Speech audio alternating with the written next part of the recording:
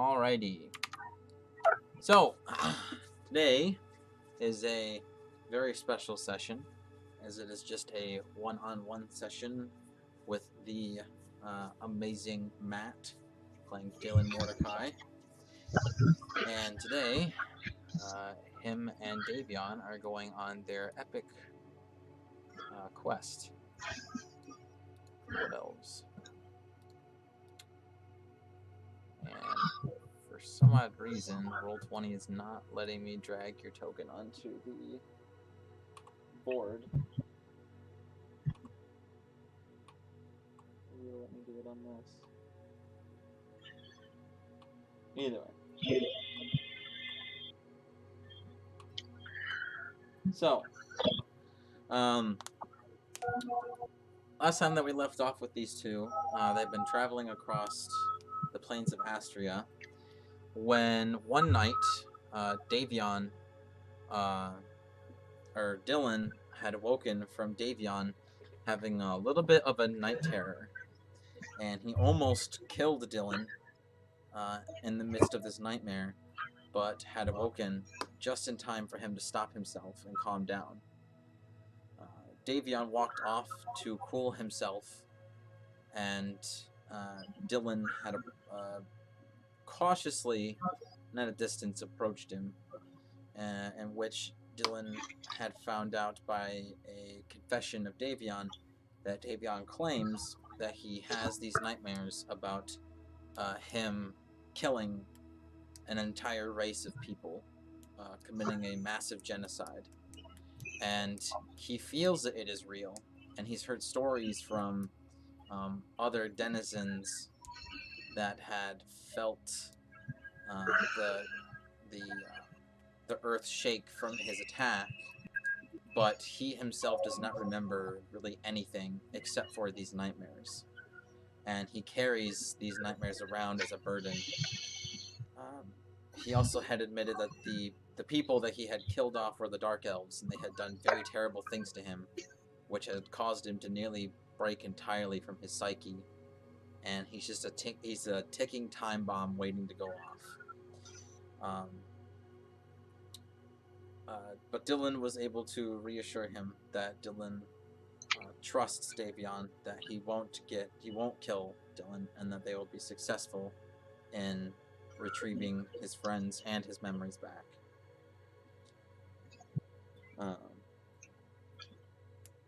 We now join the two.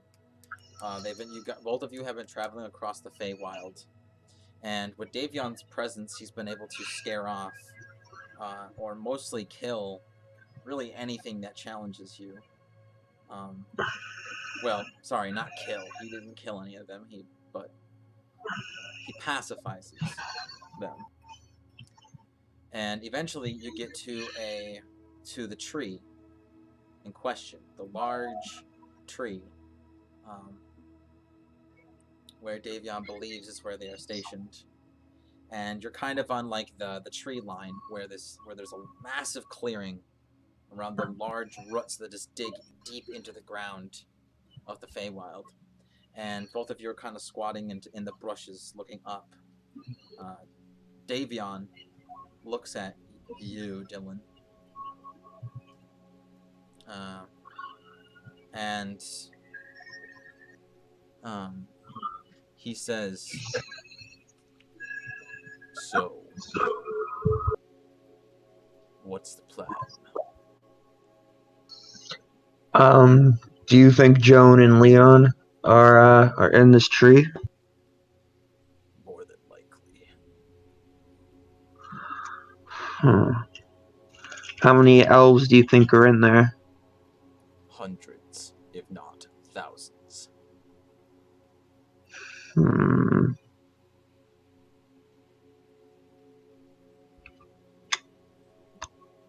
I feel like the safest course of action is try to be stealthy as we go inside. And of course, if we get discovered, then just going ham and trying to either find my friends, or if we can't find them here, just find out where they are. he looks at the massive tree that's like hundreds of feet tall. He just kind of looks up it, and he says, well, and also from where the tree line is to the tree itself, it's hundreds of feet away, and just wide open space. Um, it would be fairly easy for someone to spot you if you were to just dart across, or even stealth, really. And taking this into account, Davion he says, "How do we get to the tree without being spotted?" That is an excellent question.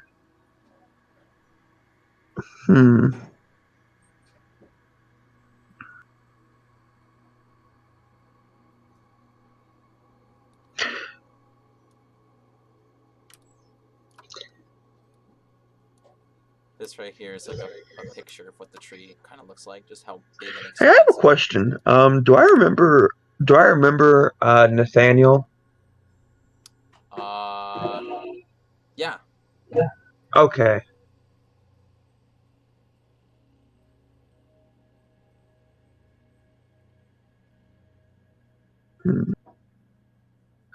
Well, I tell you what we could do. Have we seen elves so far? Have you seen elves? Yes. Another excellent question.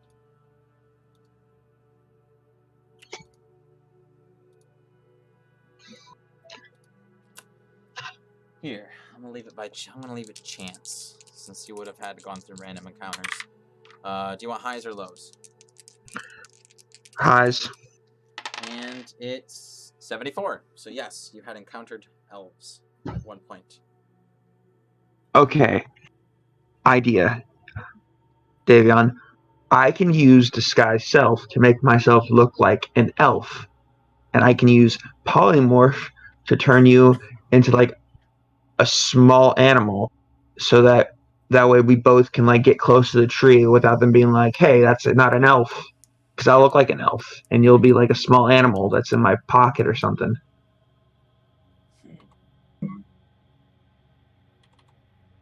I see. And they won't be able to detect magic being used? I don't know. I feel like you know more about the elves than I do. To be honest, the only thing I know about elves is a few things. 1, they are very selfish. 2, they are extremely cocky. And 3,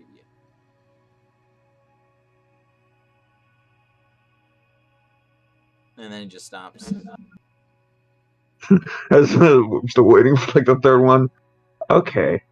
What if we wait until an elf leaves the tree, we knock them unconscious, take them somewhere safe, and interrogate them? Maybe they can tell me where my friends are, or how to get my memories back. That could work.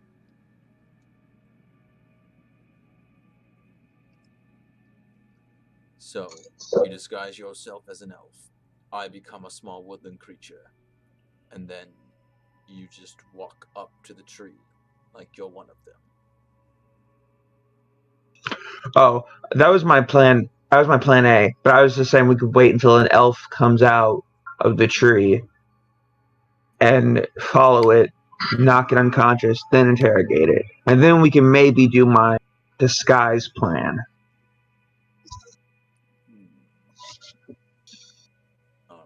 All right. Let us stay.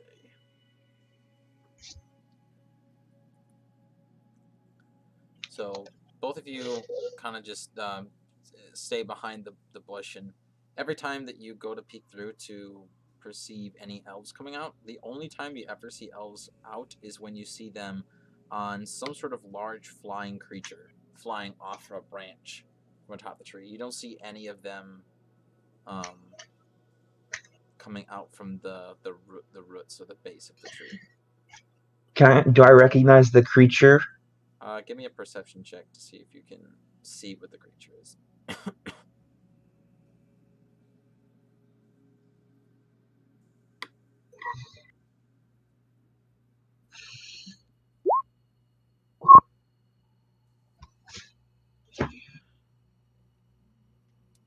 17.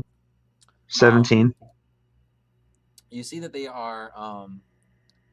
Dylan doesn't know what they look like, but Matt does. They're griffins. Okay. Are griffins beasts? They're monstrosities. Damn it. Now there goes that plan. Okay.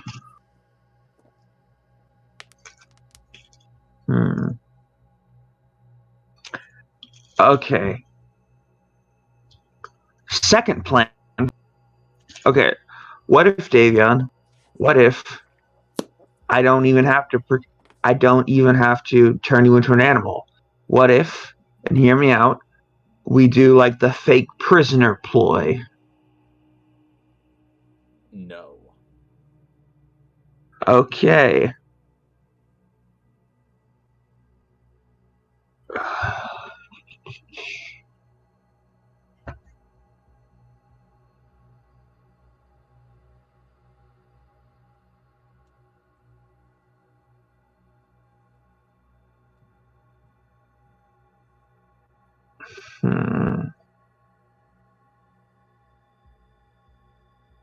I don't suppose you have any magical abilities, Davion.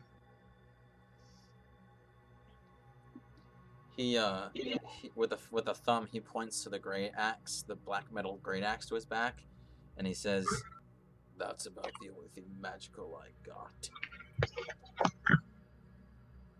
Okay. Okay. At least that won't kill both of us.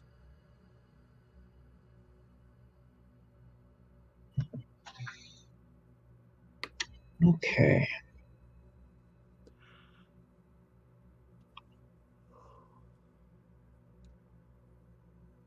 Hmm.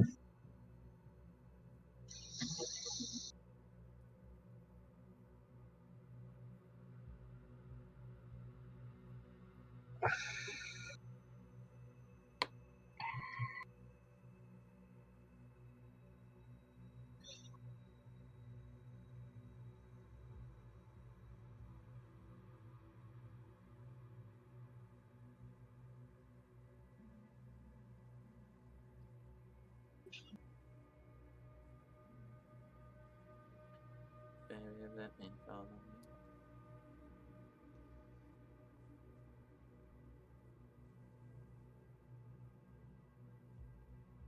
Hmm. Okay. How big are the griffins? I believe they're large size.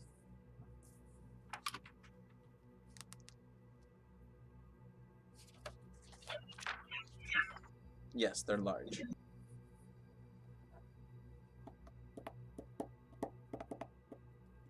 Hmm.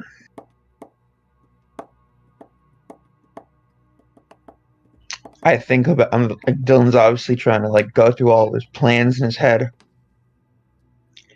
He's a bit scared of using his polymorph spell because that's his most powerful thing, and he can only do it once. Really? Yeah, for long rest. Because he only has one 4th level spell slot. Okay. Davion, after kind of sitting around for a while, he speaks up and he goes, "If we have to,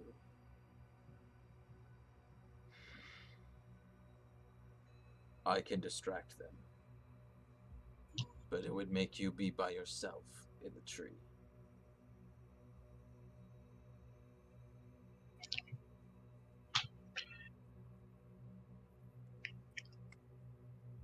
Hmm.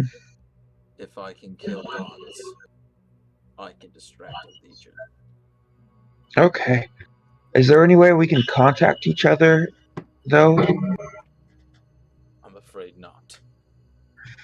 Even if we could, my mind will be so fuzzy, I wouldn't be able to speak.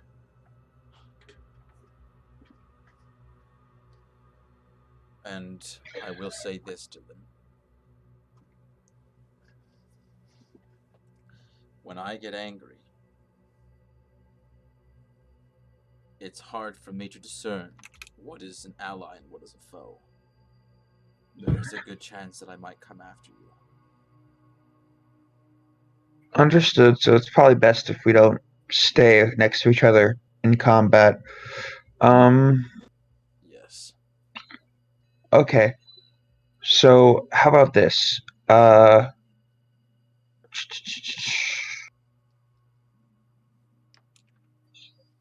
What time of day is it? We'll say since you've been sitting around for like an hour, we'll say it's almost noon. Okay.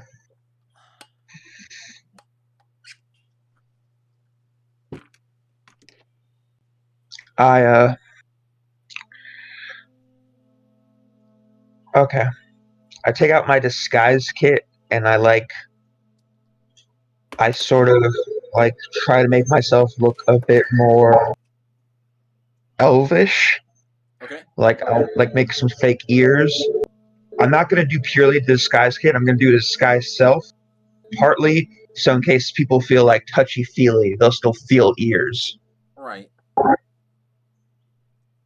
And if the spell fails, it won't. It might not be the worst thing. Just a little. It's a backup.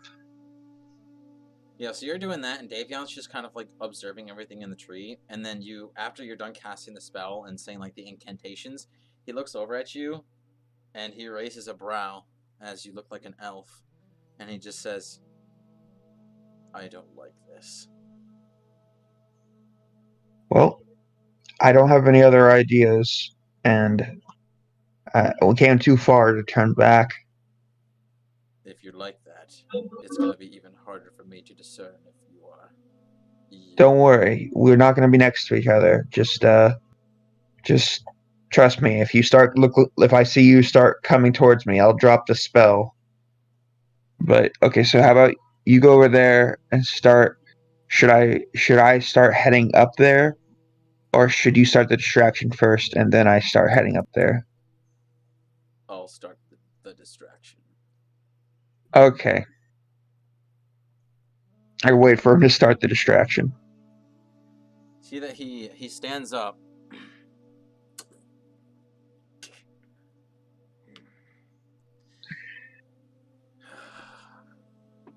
I never thought that I was going to get this low. Dylan,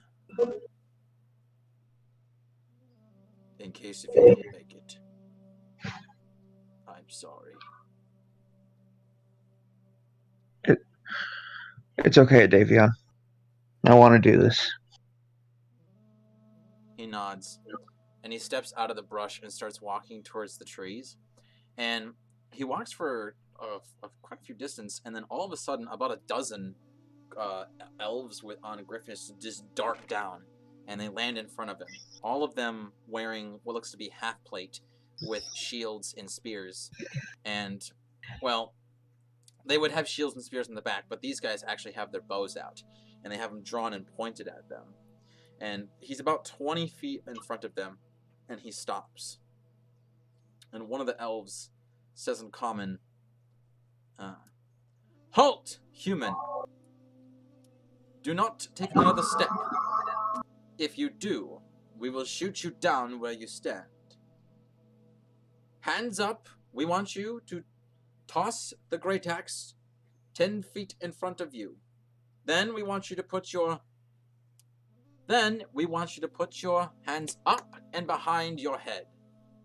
And he slowly raises his large arms and hands, and he grabs onto the great axe. He slowly slides it out, and the elves are like watching him.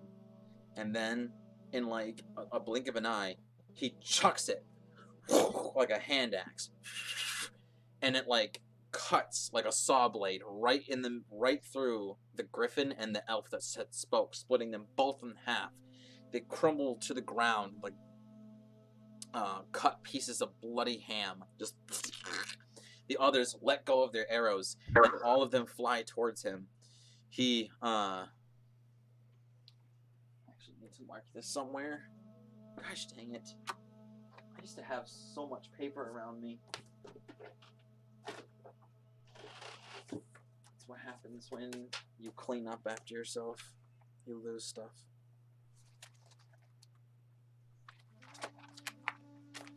Alright, and they're all going to make attacks on him.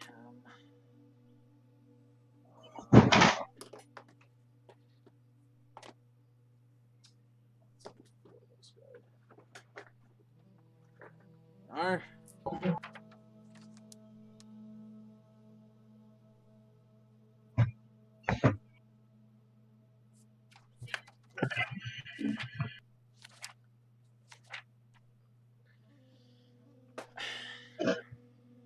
Whatever, I'll find that fucking dice later. Alright, first arrow misses.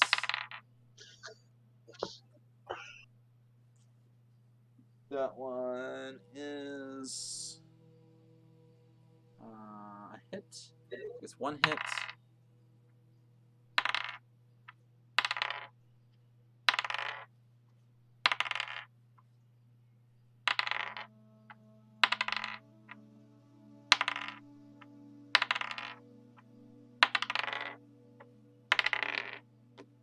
Alright, he's gonna take 5 hits.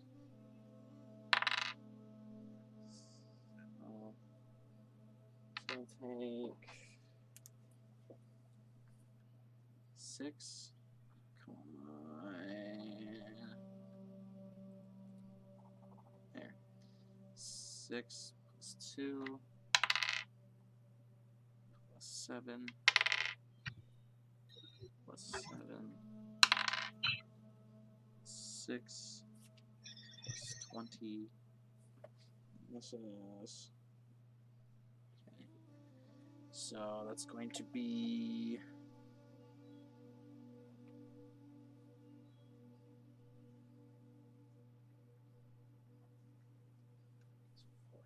Damage.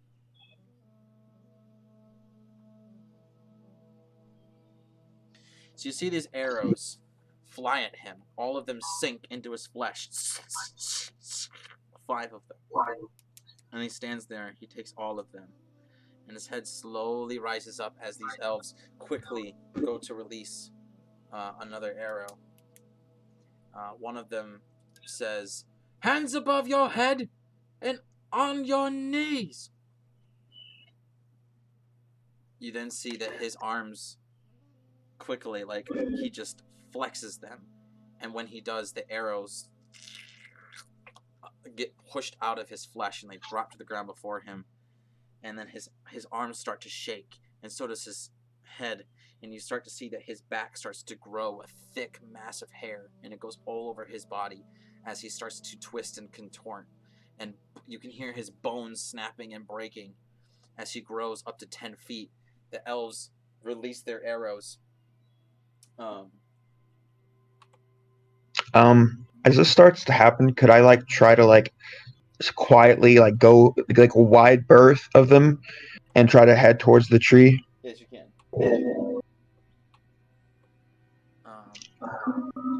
And they all just start hitting him.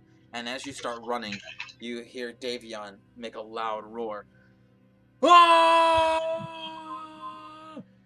And then he leaps forward, like jumps the whole 20 feet distance like it's nothing. And he clotheslines one of the elves, knocking his head off, sending it flying. Just and you just start darting it as you hear these elves yell, "We need backup! We need assistance! On the ground floor!" Are they yelling common? Yeah. They probably would incidentally, but then they start speaking in Elven. But shortly after they make the claws, they start just getting splattered. A couple of them start to fly off, but Davion leaps up into the air and is able to catch up to one and uh, uh, cuts one in half, just completely in half, and then lands back on the ground, making the floor go.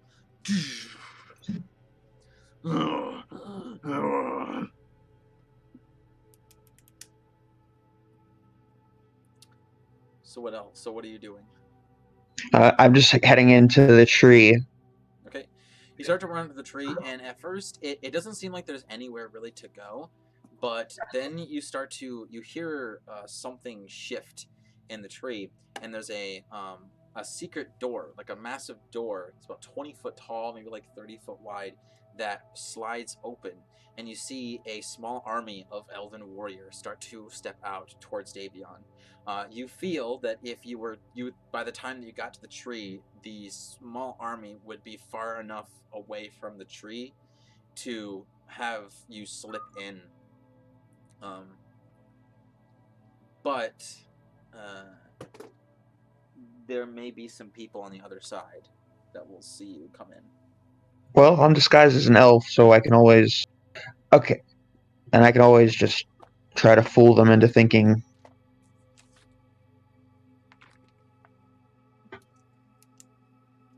Right.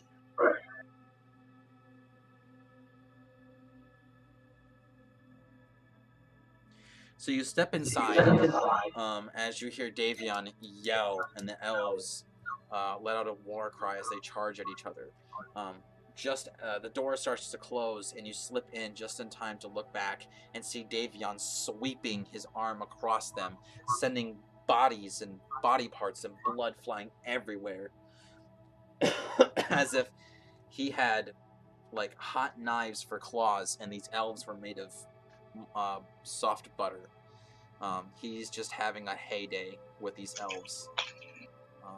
But his form has changed so much that he looks nothing like Davion at all. Was he like a werewolf or something else? He looks like almost like what would be a werebear, but his fur is Oh, black. okay. And his eyes glow a crimson red. So as the door closes, you look behind you and you see like this really, really, really large room where there are large balconies that kind of go around this curved out dome shaped room. You see that there are many large doors on the balconies that lead deeper into the tree, and you see that there are about a few dozen elves that are kind of walking along these smaller chunks of elven soldiers, uh, possibly giving out commands to them and talking to them about a strategy. You see others are running around gathering some large animals, um, large four-legged animals that you've never seen before. Like one of them basically kind of looks like a mammoth, but has three trunks, and has moss that kind of grows all around its back. And this thing is like easily over 20 feet tall, and um, it looks to have um, like some sort of sling system with its trunk, so that it can pull back a rock and then just fling it. There are riders that are mounting it and getting it ready for battle. You see that there is an elf with some leather armor on and a short sword and a short bow, who essentially is like giving out commands to other people. His attention is drawn to you, and he looks at you, and he says in Elven something. Okay. Under my languages, I have Elven. Yes. So I believe if so, you know how to read Elven, but you don't know how to speak it. Right, but couldn't it be like Latin where I could kind of get the gist of what he's saying, even if the pronunciation's a bit weird? I'm gonna say no, because Elven is kind of like, it would almost be like if you read like Mandarin, Like if you only knew how to like read it, but you don't know how to like say it. You know what I'm saying? Like if you were to read it, you can translate the words to be able to pronounce it in your own language, but you can't actually say it how it's like written out in their language, if that makes any sense.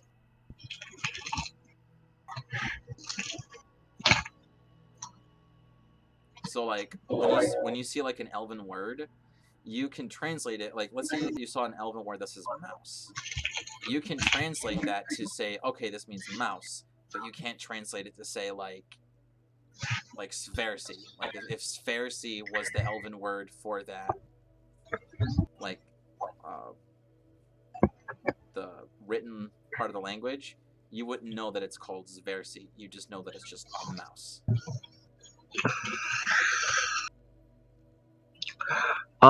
Okay. What I'm gonna do is I'm gonna pull out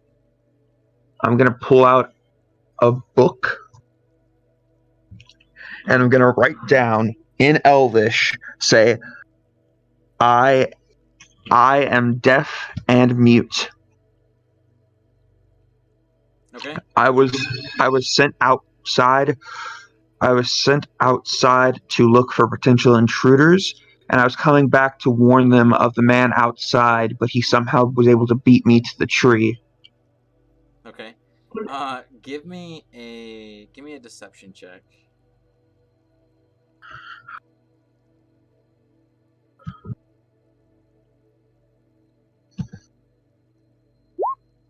24.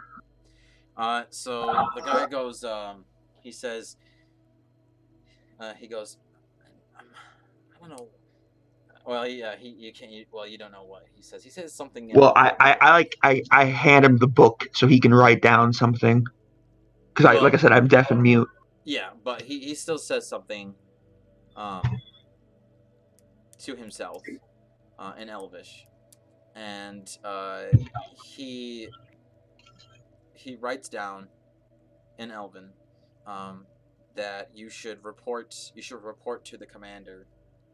He's on the third balcony, um, uh, in the strategy hall. The third balcony in the what? He's on the third balcony in the strategy hall. Okay. I wait till he hands it back. I read it and I nod and I start heading towards the nearest door.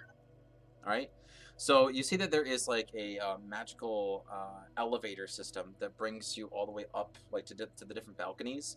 And after a small army of about 100 elves get like to the ground floor, you can hop onto it with a couple of other elves, and some of them go to the second floor, and then you and a couple others go to the third floor. Um, when you look at the balconies of the different rooms, all of them have all of like the different doors. You see that there are 4 large doors on each side of the balcony. So there's the left side and the right side. None of them have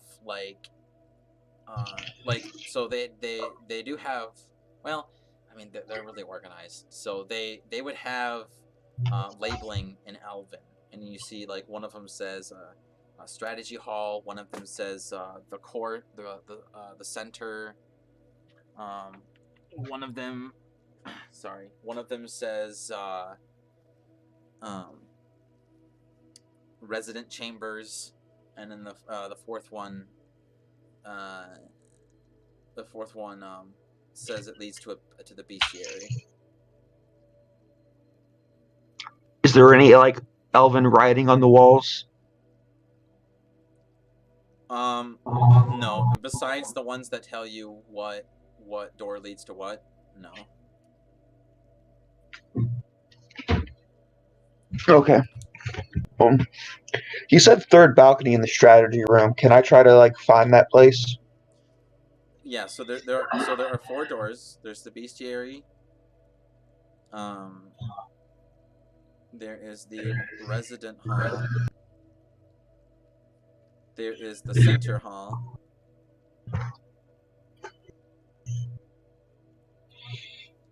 And then there was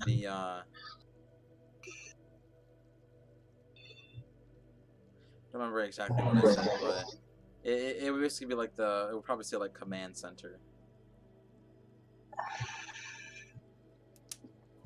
Hmm. So there's no room that says strategy room? No. Okay, can I go to the command center? Yeah. So you go up to the large door, and there are elves that are like going in and out from it in like large numbers. See that they're like lightly armored individuals. Um, and you step inside, and you see that it's like this massive hall, and there's um, a few like there's like a dozen different doors, and all of them have like labels of different names in Elven. And at the very end, you see that there is a large double door that says the strategy room. Okay. As I head to the strategy room, I'm writing down in my book, Commander, I'm the scout assigned to watch over the for the Feywild for any human intruders.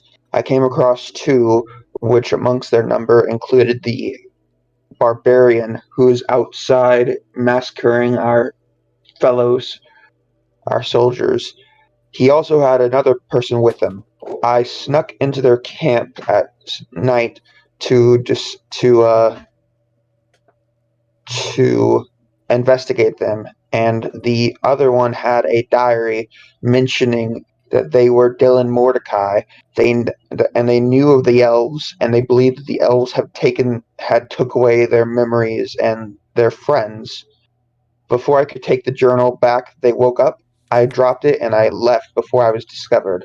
I'm I was assigned to this assignment due to my due to my skills in stealth and observation. Okay.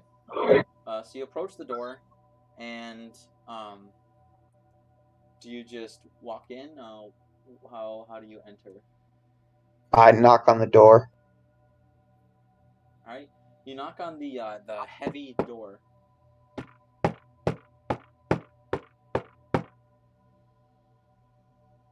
and it's you don't get a response for a few moments, but then eventually the door opens, and you see that there is what looks to be an elf in uh, leather armor, uh, with some clothing that's with a tunic with like loose round shoulder pads, um, leather boots, very fine clothing, wielding with a short sword on his side, um, and a short bow wrapped around his back. He looks at you up and down, and he says something in Elven. Um, can I tell if this is the commander or not? He doesn't look like a commander. I mean, you're not really sure what a commander would look like. He doesn't have any like symbols of honor or anything. Okay. I I look. I write down really quickly. My name is, and I. What's like a? Do I know any like Elven names Yeah, I would say you could come up with an Elven name. from? Right. I'll just write down like a fairly common Elven name that I've read in my studies. Like, my name is this. I am blind. No, I'm not. No, I am deaf and mute. I am blind, deaf, and mute. I am. I don't know why they gave me authority. Yeah. No, I'll write down. I am deaf and mute. I am a scout who mainly lives away from the tree. I need to. I need to see the commander to give them important information. All right. Give me a deception check. Natural 20. Holy shit. Okay. Yeah. He doesn't ask any questions. He just opens the door for you and says some words in Elven. And when he opens the door, you see there's this like large, like 30-foot long table with like over a dozen very well dressed, half plated elves. Um, and at the very end, there's one with full plated armor. and standing behind him is like a team of 5 fully plated elven warriors. The one that is plated that's sitting at the table with his armor off has this long, flowing gray hair, and the elves that are sitting at the table around him are all discussing something back and forth, very nonchalantly. It just seems like it's like maybe like a just a regular meeting going on. And the one elf that opened the door for you says some things. The elf with the gray hair, uh, his attention is brought to you and the elf, and he just like looks at you, and he studies you up and down. Um, and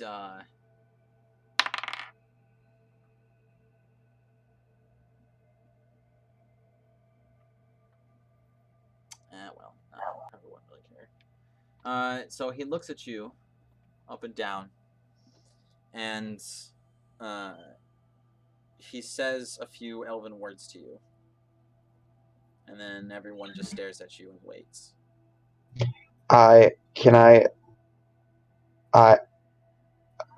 motion. I look at the other elf, and I write down, could you tell them about my condition and that I need to give him information? And I show him like the long page that I wrote down for him for the commander. So you're giving him the book? I'm giving him the page from that I wrote down for the commander. Okay. He takes the page, and as he walks over, he says some words in Elven, and the what looks to be possibly like a general of some sort, someone of really high military authority, kind of like just stares at you with this very with almost like a scowl as he examines you. Go ahead and give me another deception. 26.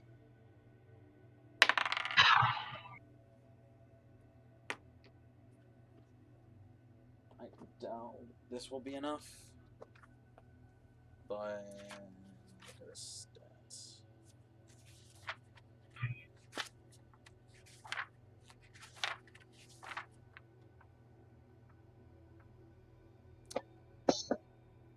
Okay, nope, it is not. So he just kind of looks at you, and then he looks over at the piece of paper and he grabs it and he starts reading it. And after he's done, he sets it in front of him and he starts to say some things to his colleagues around him. And while he's talking, they're all like talking to each other, frantically, and almost like as if they have some curiosity and some worry in their voice. And the high authoritative elf slams his gauntleted fist on the table, and he looks at his fellow comrades, and he starts to speak of something, and bringing them all into a silence. He looks over at the elf who had given him the page, and he says something to him. And as he does, he stands up, grabs his helmet, and like kind of like wraps his arms around it and kind of like dangles his like shoulder to his side. And he says something to his council, and um, then gestures his knights to follow him, and they walk around the table as everyone else stands up from them, and they all start to exit. The general stands in front of you with the 5 knights behind him, and with he holds up like the piece of paper, and or no, he points at you, and then he points at himself. He wants me to give him the book.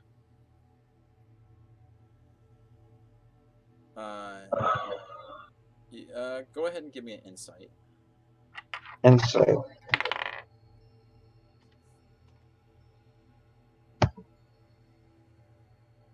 18. 18. You feel that he's uh, demanding you to follow him. Okay, I follow him. All right. So, By the way, go ahead. I'm my disguise. I'm very obviously not like a. I don't disguise myself as a warrior. I'm definitely wearing like, honestly, the same armor that Dylan would normally wear, like leather, except looks more elven. Yeah. Like I definitely look like a scout, and not like a fighter. Yeah. So So I follow him. he takes you out to the massive bunker area, and then into the door that says the center hall. And he takes you down this really long hall that's really big. Like it's colossal. It's crazy. The ceiling is like at least 20 foot above your head, and you walk into another large door that has another symbol that says center hall. And when you enter, you see there's this. It basically looks like about the you're in this large cylinder room that reaches hundreds of feet in height, and it's like at least a couple 100 feet wide. It is absolutely massive, and you see that there are like hundreds of different like resident homes and other buildings, and you see there are people flying griffins from one side of the tree to the other. And the thing that's in the center is what looks to be a stone platform that can carry hundreds of people that bring them up. And you see also as well there are when you go up the tree, there are these bridges that bring to a center platform that act like a balcony, so that people, when they want to go to a higher floor, can stop this elevator at those platforms and then walk across the bridge to the resident homes that are at the side of the rooms. And this general walks up to the platform. uh, Everyone stares at him, um, kind of in awe and respect, nodding to him or bowing to him. Every single what looks to be guard or soldier salutes him, and just him and his 5 knights and you step on the platform, and they raise you all the way up to the ceiling. Um, and as you rise up and up and up, you get like this sickening, nauseous feeling that, like, man, if I was to fall from this, I would die. Like, this is just, you've never seen anything like this or have imagined that anything like this would possibly exist, on how enormous this is. And it really shows you just how big this tree is, that it can fit a whole entire city filled with hundreds, if not thousands, of elves in them. And when you get to the ceiling where there's a hole, it stops, and you see that there are look to be this center room, but there are more. There are 3 doors.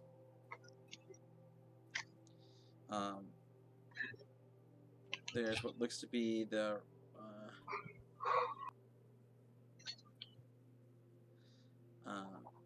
There is the council hall.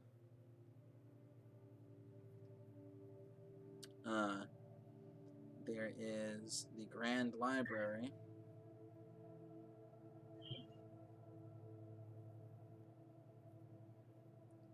And then there is the council residence. And the general brings you into the residence hall, where you see that the hallway kind of goes up on an angle and outwards. And eventually, as you go down the hall, you see that there are these kind of like hollow cutout parts where there are these stained glasses, and they are windows that look out, and you see that you're actually in a branch of the tree, going towards the end. And there are these rooms that are to your left and to your right. Um, Eventually, towards the end of the branch, there are 6 rooms. First, you encounter one called for a Lethandel Lorius, one for a Nyrel Thramer, and Enoril Gaeri,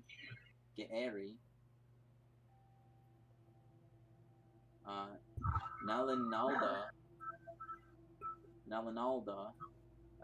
Elsinane, I think, or Nyan, yeah, Elsinane, Tilmill, Cambinder, and then at the very end, you see Holland,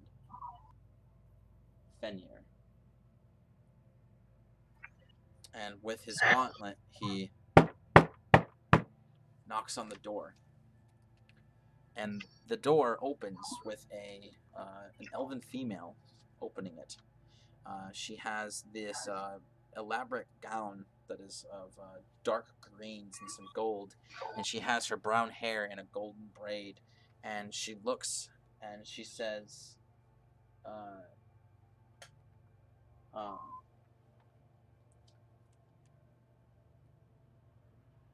Anaril, Pradisivani.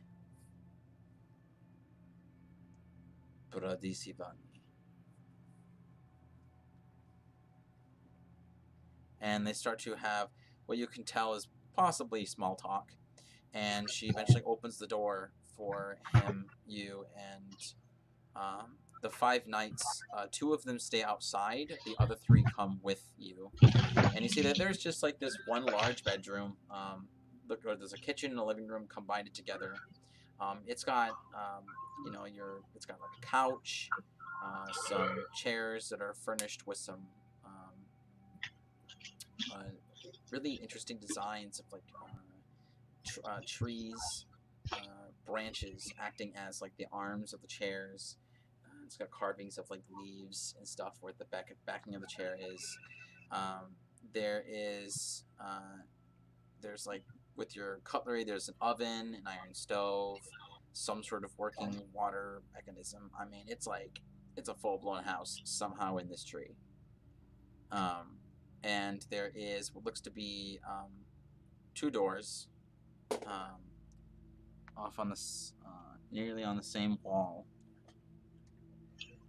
and she walks over to one of them and knocks on it, and she opens the door and peeks and says something inside of it. She steps into the kitchen and says something to Anaril, and Anaril just kind of waves his gauntlets, and she looks at you and says the same thing, and Anaril then says something in Elven, and she just kind of goes, "Ah,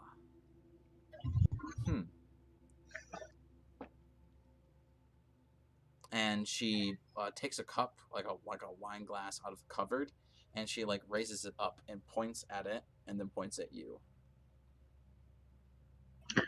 Is she offering me a drink? From what you can tell.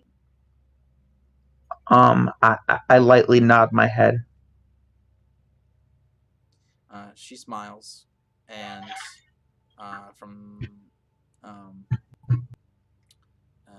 one of the cupboards, she has what looks to be, or reveals a wine rack, and she pulls out a bottle of wine, pops it open, pours you a glass, pours herself a glass, and walks over to you and hands it to you.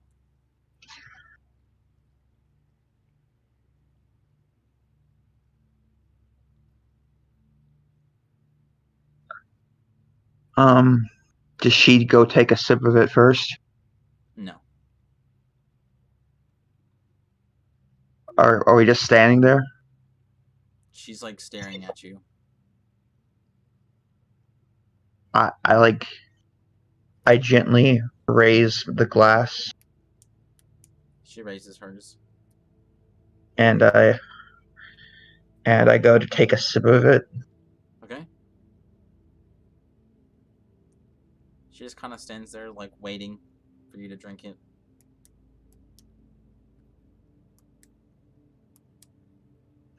Yeah, I slowly, like, drink all of it. Okay. When you get your first taste, it's a wine that you have never tasted before. It's really outlandish, and it's not a wine that's like not bitter at all. It's actually very sweet, but not too sweet. And you recognize you recognize that you have tasted the type of berry that this wine was made from. You tasted it was that is possibly good berries. Oh, okay. It's interesting. And she takes a sip out of hers, and just as she does, Anaril just kind of plops. Well, it doesn't plop, but he gently sits down on the couch and just kind of sits there, sitting up straight. And then from the door that the woman had spoken to someone into, steps out a gray robed elf with this golden hair, and green eyes and this golden like skin. And he steps out, and he steps forth, and he looks around, and he goes, "Ah, Svetsy." And Aril kind of looks over and stands up and salutes, and so do the knights. And he kind of just gestures down to put them at ease. They start to have some conversation back and forth, and Holland eventually catches his eyes on you, looks you up and down as he hears this story. And go ahead and give me another deception check.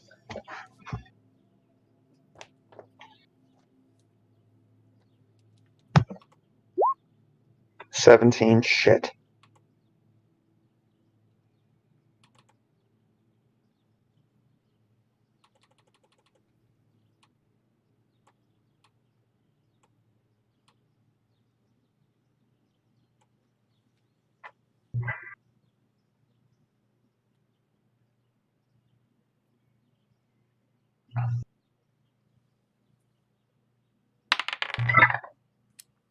So he looks you up and down as he hears this, and he nods. And then his brows narrow, and he looks at Anaril and says something. And then Anaril thinks for a brief moment, and then looks over at you. And he looks you up and down. And then he says something.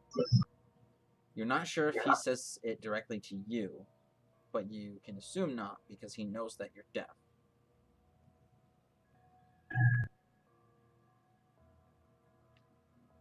And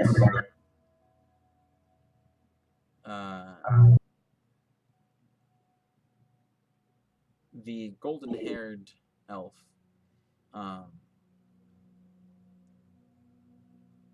then gestures with his hand. He twists his middle. He twists his fingers together, and or he makes a symbol with his hand, and then he says a quick word, an arcanic word, and in your head you hear telepathically,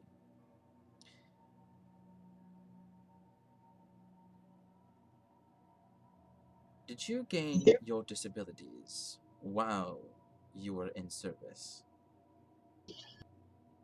I hear that in my head. Yes.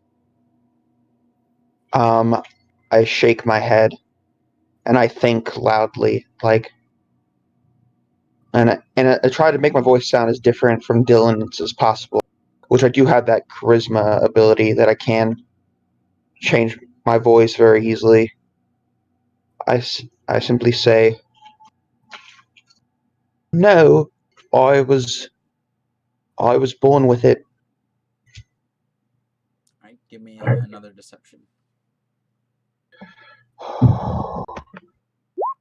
23.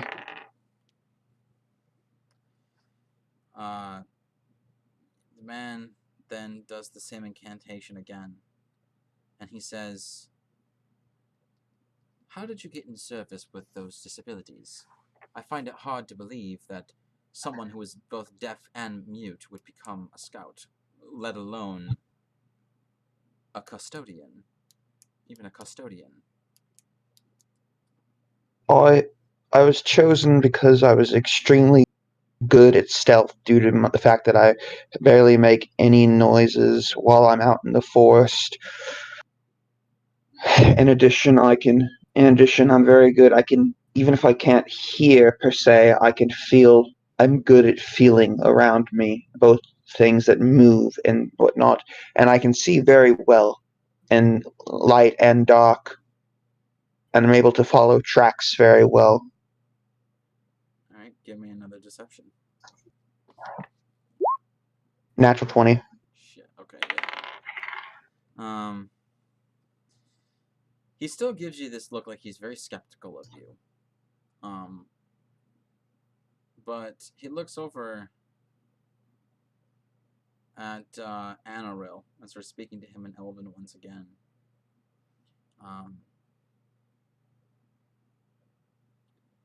And then he does the incantations and he tells you. And he says, I want you to tell me everything that you know about these two.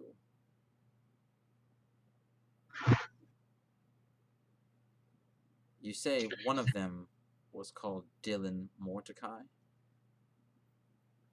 Yes, I noticed them they were probably, when I first noticed them, they were about 5 days travel into the Feywild, and I followed them for a few hours, and I noticed that they were heading straight towards the tree, which would seem weird for humans to know where the tree was, but apparently the one who was leading them was the one who was, I figured out later, was not Dylan Mordecai, a very big burly fellow who was attacking our soldiers outside.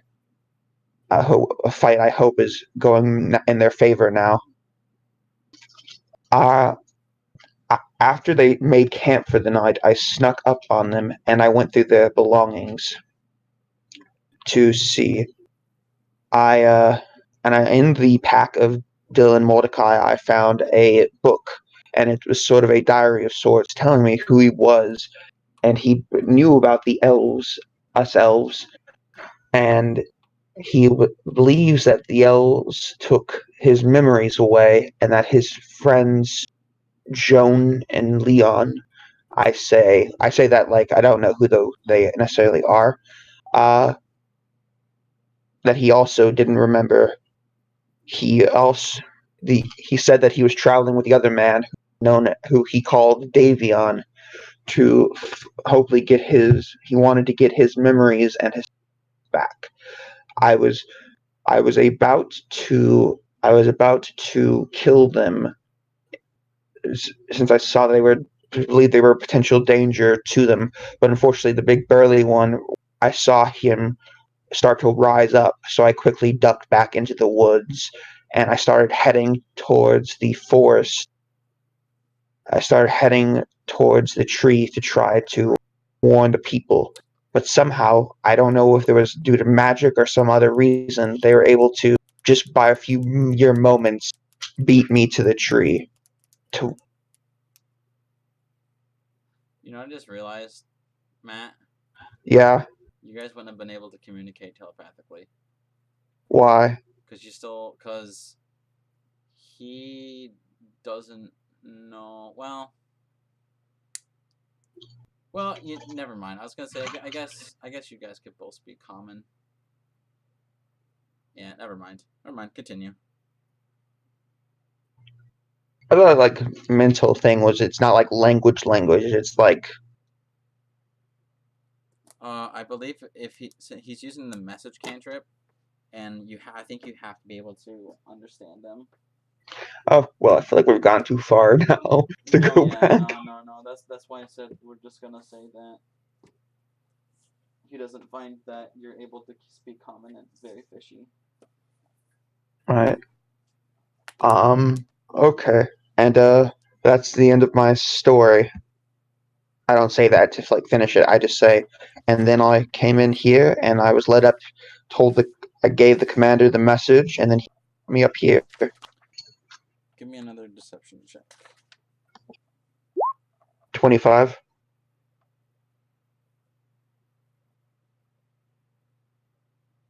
All right.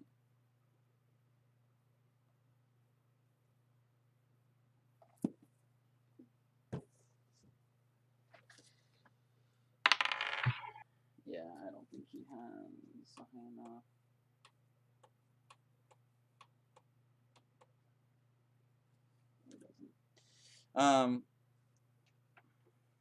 He nods and he says, or he looks over at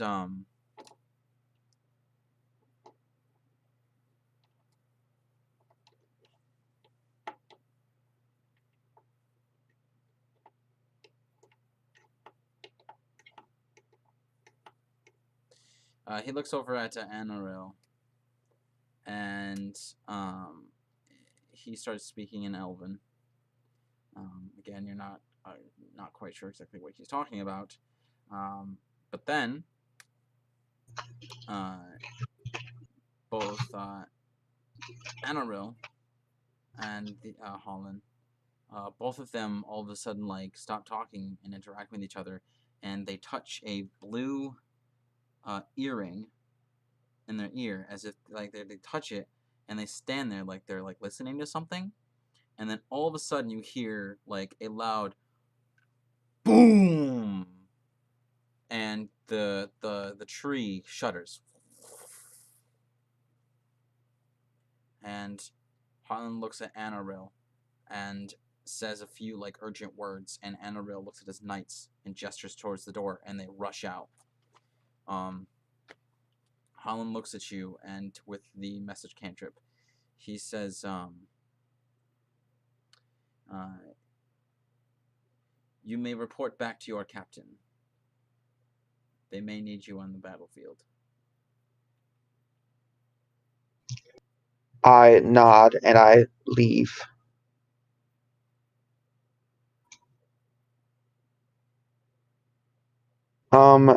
Actually, so as I like leave the door, I'm assuming the captain and his guards like ran far ahead of me. Oh yeah. Right? And the other two, and Holland and his mistress, wife, whatever, they're both staying in the room. Correct. Okay. I want to head to where I saw the library. All right. So you can head towards the library, and when you open it, you see that there are a couple of people, all of them in elaborate robes that are of dark green and gold, and they are all sorting out books or looking at stacks of them and looking through their contents. They seem to just be people who are either studying them or sorting them out. A couple of them look up and see you enter, but they just look back down to their studies, not really paying much other attention to you. I'm assuming I can read the spines of the books. Yes. Okay.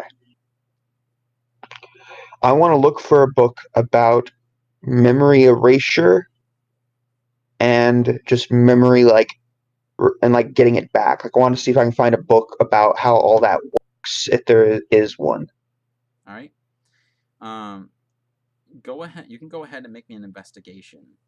And while this investigation is happening, the large thuds and booms and the tremors become more and more frequent. Okay. At one point, you actually hear a faint roar of like a monstrous beast with a thunderous bellow of like of thunder. Okay. Go ahead and make that check. 21. With a 21, you can find actually a couple of books on this. When you flip through them, you see that they are more about the study about the brain and how memories work. You see that there is what looks to be what a sort of like a history lesson of the old methods. One of them was how it went from just a simple herb that gave people amnesia until eventually it evolved into magic. And how there is an actual spell where you can actually alter the mind of one individual.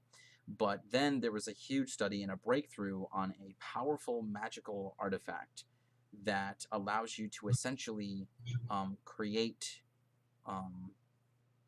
these little gems that, when you implant them into a creature's brain, allow you to essentially alter their mind however you want from a long distance, and you can do this to multiple people. you feel that with this, the elves would have to essentially implant these early birth to every single person in Astria for this to work. And when you read this, it makes you really think about how many elves are out there in Astria that are just wandering around and keeping check on who's having children and when they're having children. I would imagine that it actually gives you goosebumps as Yeah. as you realize that the people that there could be a lot of people that you thought were like you, but are nothing like you. Um, you could have very well, like your friends from school or friends from your childhood, could have been some sort of elf in disguise. Um, Not only that, but just the thought of an elf just doing this, implanting and doing this to you as a child is very disgusting and vile and I'd say almost sinister. This artifact gives them a ton of power over the people of Astria. Um, you basically have the elves basically have the power to bend your reality in a sense.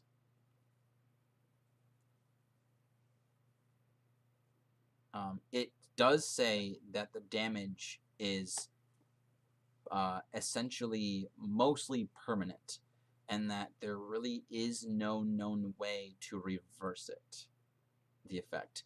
There has been talk about um, implementing a system to make sort of like a memory archive, but there hasn't really been a way to convince the Emperor, the Elven Emperor, to implement something, as it would cost way too many resources. And it's already enough to try to have enough elves out there to implant these kind of probes into every single child that's born in Astria.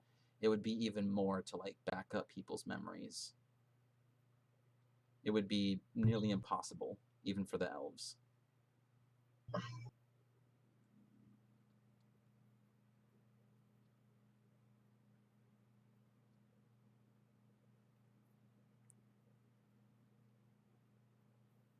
Hmm.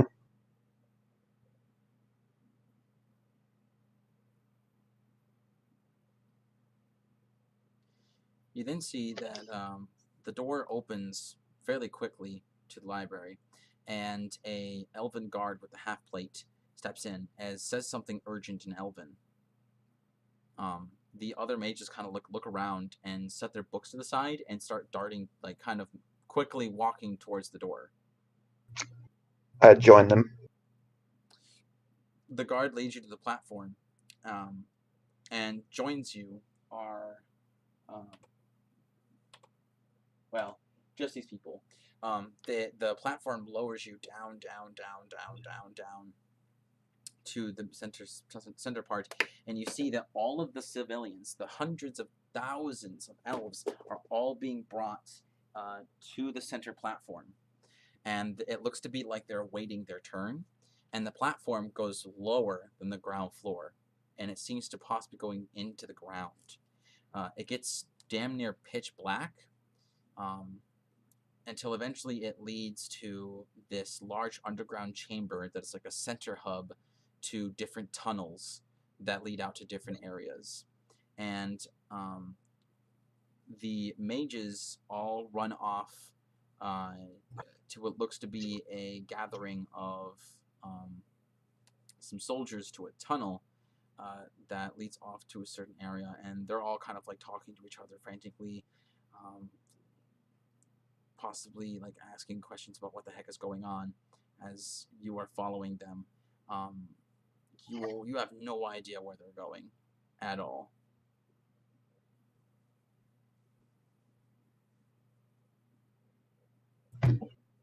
Um, there are symbols around the tunnels that to be labeled, but at the distance, you would have to make me a perception check.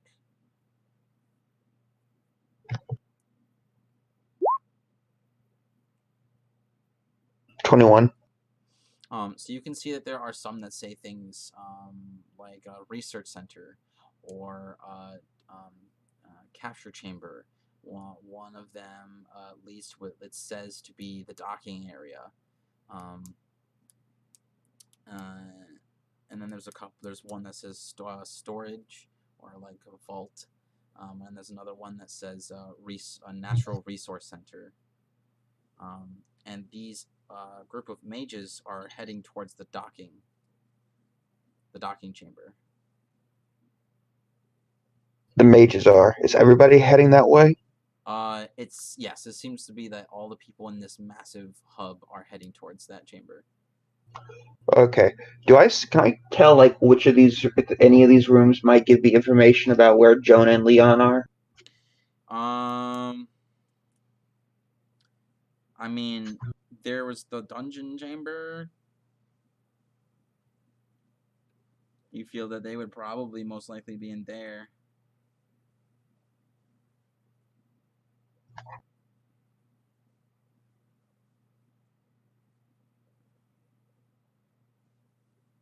Hmm.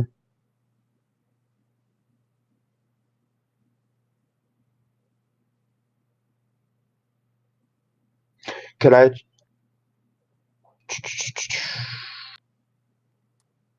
try to, as they like all run towards the docking station, I head towards the dungeon. Okay. You start running towards the dungeon, and you hear some people shouting towards you.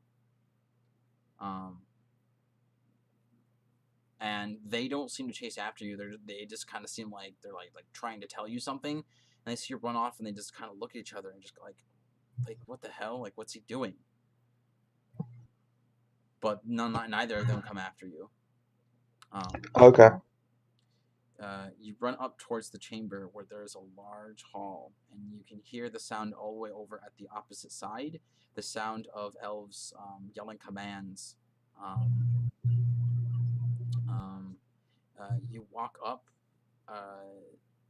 to, I'd say you can get like 60 feet from them, and you can just see barely like a team of 12 guards are like having troubles barricading the door as the door is like trying to get forced open.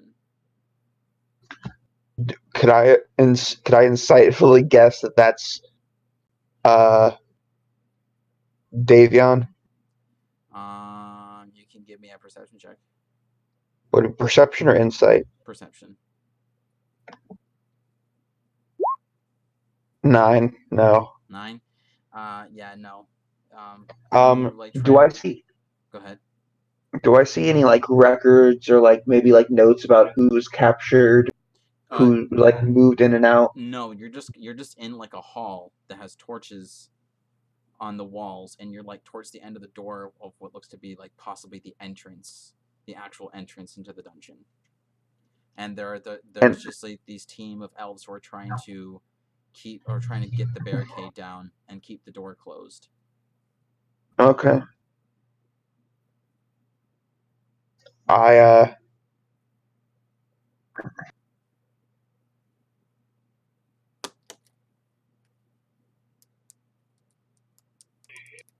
I go back to the docking station. All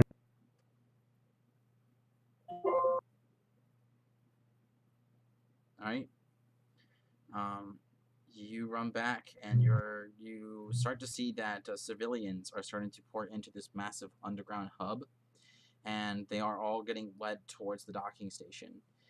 You walk down like this large hall, again like easily 20 plus feet tall above you, and eventually it leads into this large, I guess, cave where the bottom, the bottom of the cave is filled with water, and you can smell the ocean flow through, and there's light that comes out from the entrance of the cave that goes out onto the coast. You see that there are these massive fleet ships that could hold hundreds of people inside of them on the side of these large docks with cranes, and there are soldiers who are getting people in a single file line, packing these people in to these ships.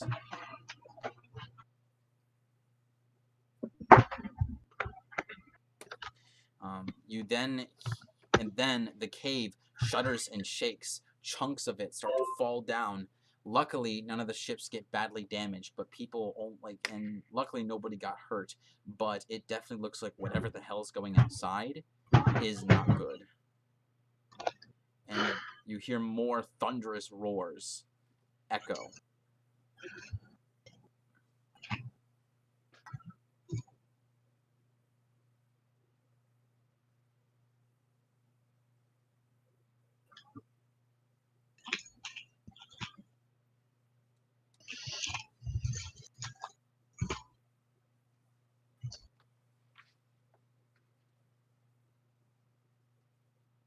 do you do? I get on one of the boats. Okay. You get onto one of the boats, and how long does the sky self last? Is it an hour? An hour. Actually, I have a question. Between when I left the dungeon and headed towards the docking, could I have in the moment where nobody was seeing me, could I just recasted it? Yeah. Okay. I'll just mark down another first level spell slot. Yeah. So you get onto the boat and you're like jam packed, you're like in a large can of sardines right now, and eventually your boat gets closed off from people, and there are still hundreds of people who need to get loaded onto these ships, and you can tell that there are going to be a lot of people who are going to be left behind. Not everyone is going to make it out of this. It seems to be that the elves had miscalculated in how many people they had and just how many people they could get in these ships. And the guards themselves are the last ones to load themselves on as they keep these people from loading onto the ships. And the elves start to panic. Some of them who are can I get off the boat and find a child and put them on the boat to take my place? Yeah, sure. I mean, they're gonna be with their parents. So are you just gonna rip them from their parents and put them on the boat? No, I just get off the boat so at least one more person who's not me get on the boat. Like somebody who's by themselves. Okay. Yeah, somebody will take your place. And you're just standing in the crowd. I head back toward. I want to head back. I want to run back towards the elevator. Okay. You run back again. Guards just kind of yell for you, but you're just kind of dashed and gone. And you feel like they mostly leave you alone because of your garb. They see that you're a scout of some sort. You're not just some civilian who is going to run off and get themselves killed. So they just kind of yell at you to get back here, but they're not going to advance towards you. You run back to the main hub, and you see that the elevator is pretty much done getting a lot of the civilians out. What do you want to do? I want to get on the elevator, and I want to head back up to the very top where I met Holland. All right. Yeah. So the elevator goes up, and you get up to the top floor, but it stops there. And you feel that probably the people who were controlling them, you didn't see where this thing gets controlled. It just kind of seemed to move on its own, and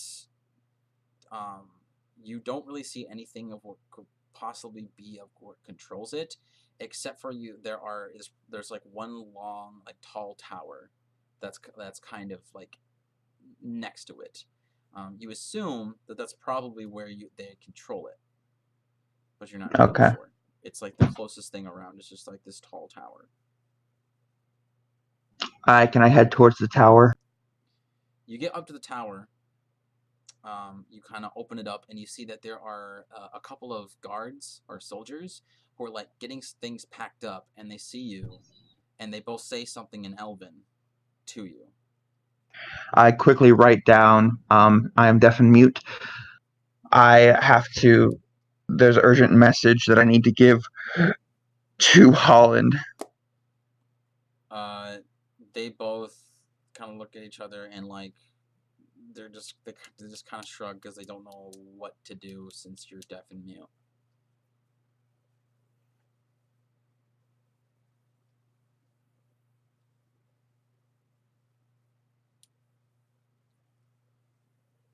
Hello? Yeah. Did you hear what I said? Yeah, they don't know what to do because I'm deaf and mute. Mm-hmm. I like write down like, can I take the elevator up to the top? The platform up to the top. They shake their head no. Okay.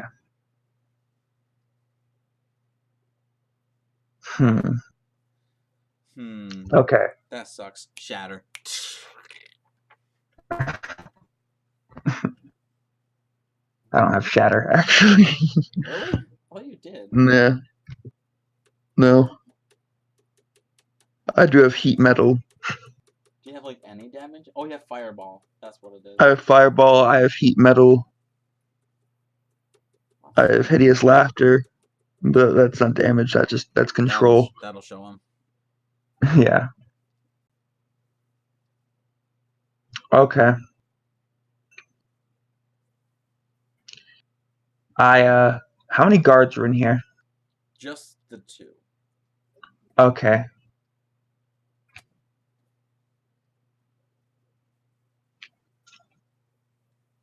Do they look particularly tough? Nah. Okay. I kind of.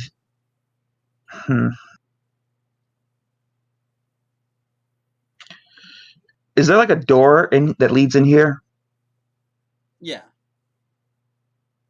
Okay.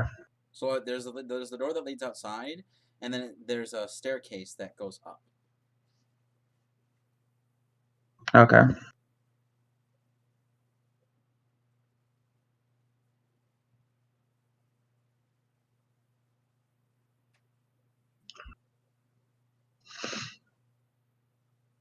Okay.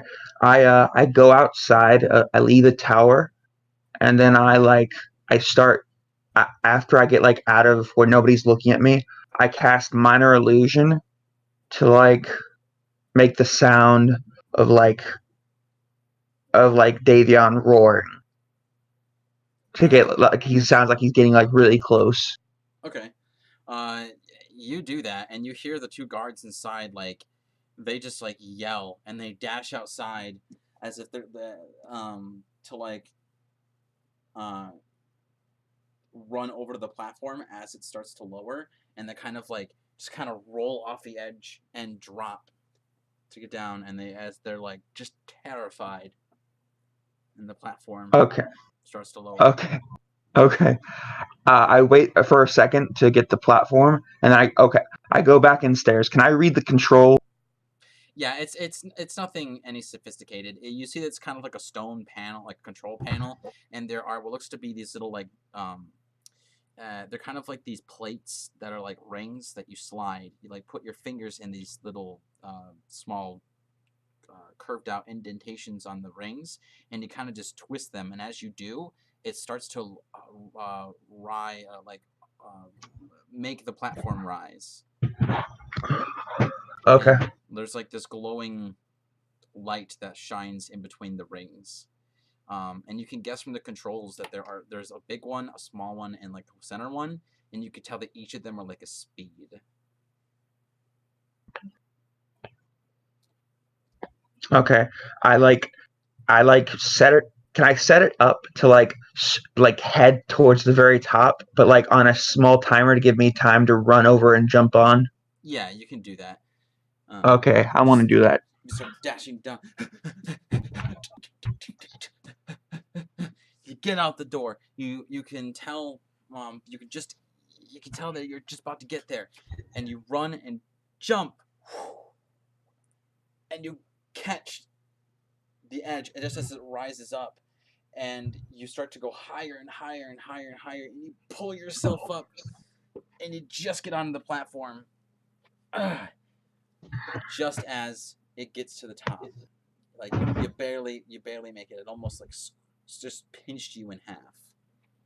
And now you're in the top hub. Do I see a lot of people up here, or is that No, it pretty deserted? it's deserted. Okay. Can I head towards the place where I met Holland, see if any of the rooms have people left in them, or if they've all left? Yeah, you start going through door to door, and there's nobody. Even in Holland's residence, there is nobody. There's nobody? Yes. Um, Okay. there are windows in here as well. Um, in case if you want to like look out. Or how strong do the windows look? They look fairly strong. They're definitely like arrow proof. Like an arrow's not going to smash through them, but a pretty good blunt force would definitely smash them open. Okay. Um, can I investigate all the rooms to see if I can find any clues where Joan, like all the rooms, because these seem like these. This is, I don't know much about Elven politics, but if these guys are like on the top floor and they're called the council, I feel like it's safe to say Dylan can just guess that these guys are the ones in charge. Yeah. Right. Yeah. Go ahead So and I make just me want. an investigation. There's going to be 6 rooms, so there's going to be 6 different investigation rules. Okay. 10, 17, 18, 16, 12, and 14. Okay. I'm sorry. 10, 17, 18, 18, 16, 16, 12, 12, and 14. 14. Okay. So the first one, um, you start to go around and all the rooms are structured the same way. Living room and kitchens together, 2 separate rooms. Each of them have what looks to be kind of their own study. The first one, you see that there are many different like gems and um, uh, little trinkets amongst the shelves. Little like what looks to be kind of almost like tinker toys, like wind up toys. Um, If there's any gems, I pocket those. all right. Money's money. Okay. That's very true. So you pocket them. You don't find really of anything of interest really, um, as the whole room shakes and you hear another monstrous roar, and it just gets extremely loud. Okay. And it distracts you from your investigation and makes you rush off to the next room. Your next one, um, you're able to see that the study is actually a small, like kind of like a greenhouse. And in your investigation, you see some what looks to be some simple leftover notes and studies about a possible plant that um, can induce dreams. That can induce what? Dreams. Dreams. Yes. Okay. Is that it? Yes. Okay. I just keep going to different rooms, hoping to soul that I find something related to Joan and Leon. The next one you go through and you see that this study actually is what looks to be a small office, but it has some weaponry displayed up on a weapon rack and looks to be an empty armor stand. And through the desk, you see that there are some elven notes here and there about status reports about soldiers and some quotas on like a certain amount of soldiers that are supposed to be had on a certain date, some casualties here and there, and some strategy ideas on different defense tactics. And you do see that there is what looks to be a one book in particular that you find interesting, as it has logs of um, of days. It's a journal of some sort, and you start to read through them, and it's very personal. It's of Anaril, the owner of this room, and he just goes through about here day-to-day things about the troubles of being a general. But eventually, you do get to an important, a really intriguing entry where he talks about Holland and their interrogation with a person named Zayanora. And at first you don't know anything of it, but then you start to hear what the case was about. How about she had become friends with a human and with another elf named Marvell, and that she had become too close to them and was not reporting back to her information collector, and instead going on marvelous adventures. And it really sounds like that this possibly could be her, but there's no description on what she looks like whatsoever. So it could be Okay. really anybody. Okay. I put that book in my backpack Mm-hmm. in case I need to read it later because I'm just like obviously I'm in a hurry, so there might be more recent information that's important. What about the next rooms? The next rooms. The next room.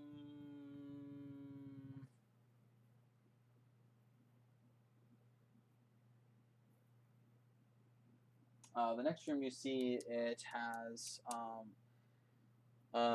what looks to be kind of like I'd say it's kind of like an alchemist's lab, but also has other trinkets to test things like physics as well. Right. And with your investigation, you see things of what looks to be the investigations about what's called the natural law. And it goes into research about the laws of nature within the Feywild and how they interact, relate, and are different from the natural laws of what is called the Middle Realm. And this is the first time you've ever heard of the term Middle Realm before.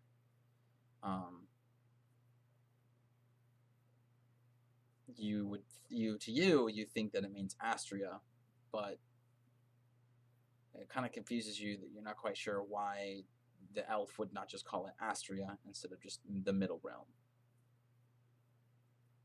Okay. I take note. I take anything that looks like I might need it later and just stuff in my backpack.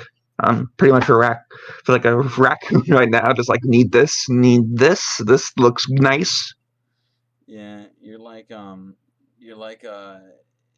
when you play Skyrim, you're just like, Yeah. I really need none of this, but what if I do though? Like, okay, there's this sword. It doesn't really do a lot of damage, but it has a huge damage bonus to like this certain creature, which I don't encounter a lot. But what if I do? I'm just gonna take it. I have the inventory space. If I don't need it, I'll either just sell it or store it in a treasure chest in my house or something. Yeah. So the next one, Okay. uh, you see it has what looks to be has a bunch of different specimens in jars of insects and reptiles and amphibians, um, and it has what you could tell is research of different creatures. Um, Again, the distractions from outside kind of make you jump and make you hurry too much to be able to discern anything of interest before you scurry Okay. off. You then get to Holland's room. And in Holland's room, in his research bay, you basically just kind of see that he has just different quotas from like inventory to things like stuff with plans and proposes and how to make better money or how to make more food for the elves and all of this stuff. You can tell that Holland has the position of power of being the ultra leader, um, and you but you don't really find anything that says of anything that has to do with Joan. Okay. You would probably find like somewhere about some sort of case. You've seen Zayanora's name pop up in a document about a statement about sentencing. Um, uh, but other than that, You What does it say about sentencing? Like Xehanort, what was her sentence? to go into the Underrealm to investigate a disappearance of a expedition group. She was tasked to follow Littendale.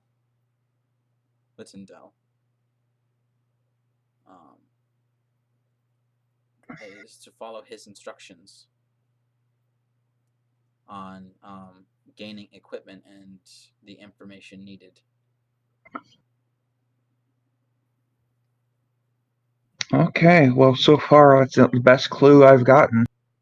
I like stuff it in my pack, and at this point, I'm not even gonna try to like. I'm not even gonna try to like go down the elevator because I kind of want to get a far distance from Davion until he calms down. So I'm going to like go to like a window, keep trying to break it open until eventually it opens. Okay. And then I'm going to polymorph into a moder like a bird fly until I get like back to where we first made our plan. Okay. So you hop out the window, you cast polymorph, and you transform into a bird, and you let the wind take you. You start to go around the tree, and when you make the large berth, you see an image of something horrifying that makes you nauseous to the point where you almost vomit out of your little bird stomach. You see a creature that is as tall, if not a little bit taller, than the tree you hopped out of, hundreds of feet tall. It is essentially a large black bear on its hind legs with 4 arms, 2 arms of its black form figure, a an arm of a crab, and the other arm of what looks to be a of an amphibious creature. Its legs are that of a, or its feet are hairy, but are kind of look like talons more than like actual like paws, and it's it stands before this massive army and with hundreds of different of flying elves around it, and it like swats at these like it's swatting at a huge swarm of flies. You hear people yelling and screaming and the sound of fireballs and other magical spells exploding and hitting this creature. But the other thing that you see that horrifies you is that above this large colossal monster's head is a swirling vortex of storm clouds that swarm around it, and it gets bigger and bigger and bigger to the point where wind starts to come about, and your little birdie form you feel becomes nearly unstable and forces you to make a quick landing down to the ground. You can still get into the actual woods, but you're not going to be able to get to the same spot where you and Davion were told to meet. And lightning crashes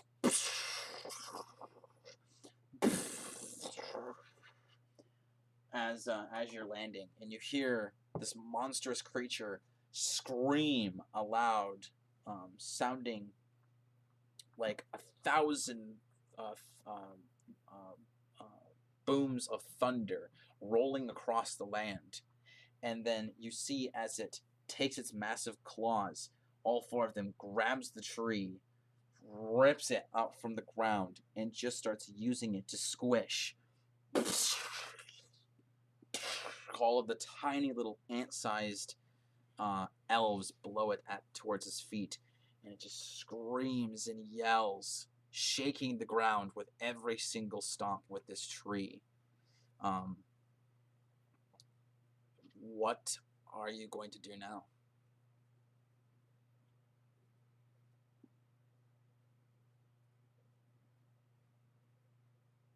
Matt? Hello?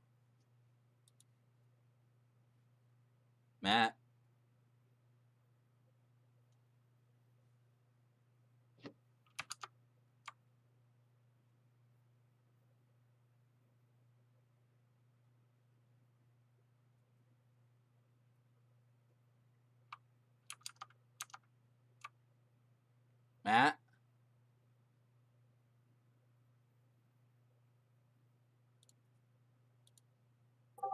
Hello? Yeah, I can hear you now. Oh, okay. What did you miss? I heard storms, and it like grows bigger, and I'm able to make a landing, but not where I originally talked to Holland. No, Okay. I mean originally talked to Davion. Okay.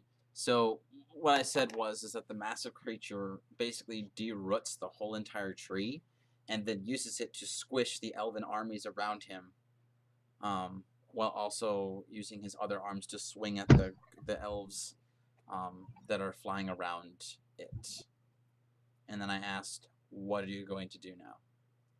I'm gonna get as far away from this creature as I possibly can.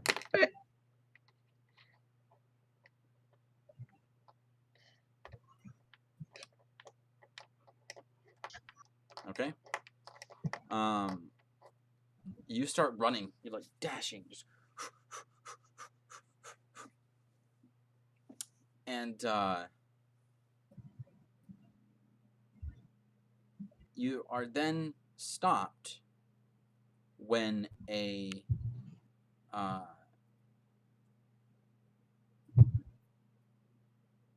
particular figure stops 30 feet in front of you, just lands. It is Holland. He looks at you, breathing heavily. His eyes are filled with hatred as he looks at you, and he says, You bastard, he says in common. You can rid of your disguise, Dylan.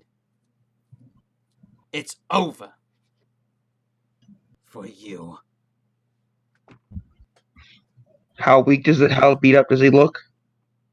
He doesn't really look beat up. He just looks extremely tired and exhausted. Okay. Can I cast Fireball on him? Yeah, let's roll initiative first. Let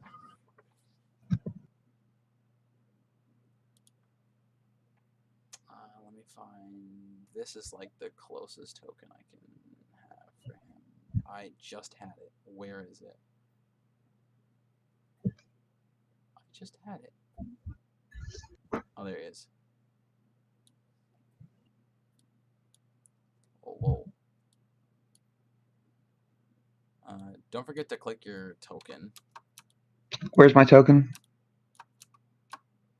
Right there. Where is it? Oh. Huh. That would be why you're not on the right page. Alright, so is Morgan with us?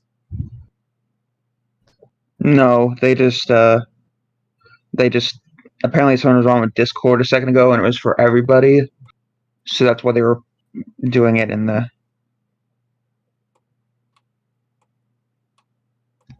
Okay.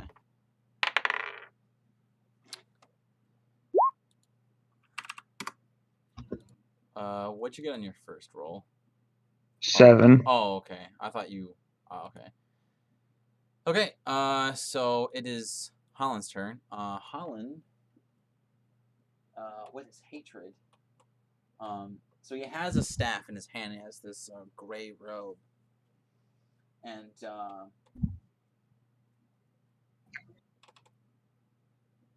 he would have actually landed with a griffin. He wouldn't have. What? Damn it. I thought he had the fly spell prepared. He did the first time, but when I had to remake him again, he didn't. So he goes on a griffin. That was my bad. He whirls the staff around over his head, and he is going to cast a spell that shoots out a cone of frost at you. Do I have to make a saving throw? Yes, you do. Saving throw is Dexterity or Constitution? I have to look it up. quick.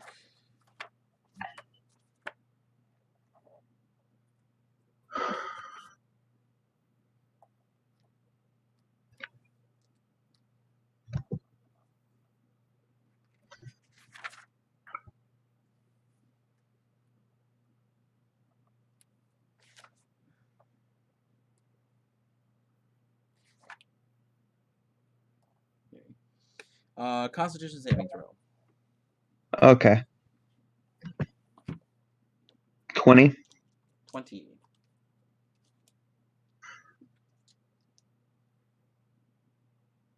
Is that a success? 1 second.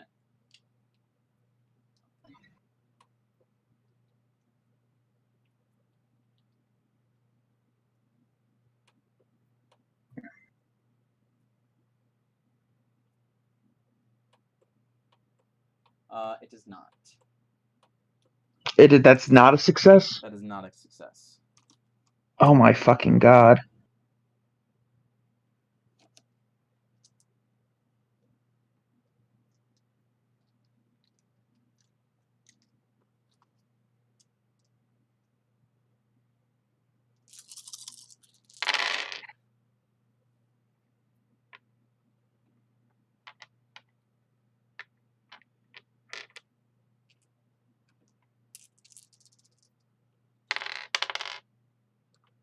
You're going to take 37 points of cold damage as this cone of cold just stretches out from the staff.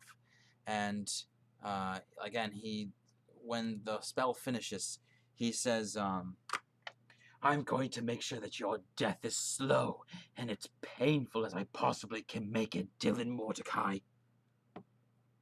You have ruined everything. Do you understand what you have done? You unleashed that monster, and you have killed nearly hundreds of innocent people. And for what? To gain your memory back? It's your turn.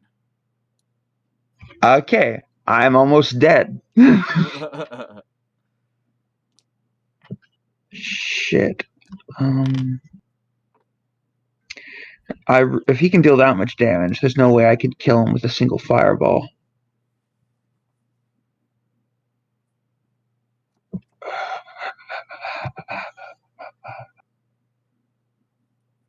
There is...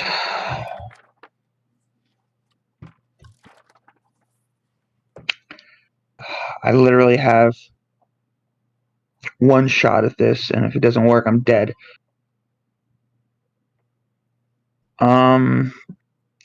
Okay, I want to... Okay.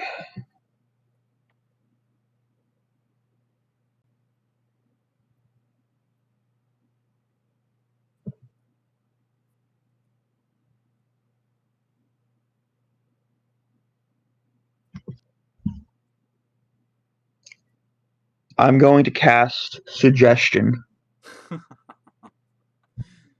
Okay. And I'm going to say... He can't... It doesn't say it charms them. It just says that if they can't be charmed, they doesn't work. And I know elves have advantage against charming effects, but I don't think it's technically a charming effect. Maybe. Because it doesn't say they become charmed. Then yeah, he won't get advantage from it. At least from his elven ancestors. True. Shit.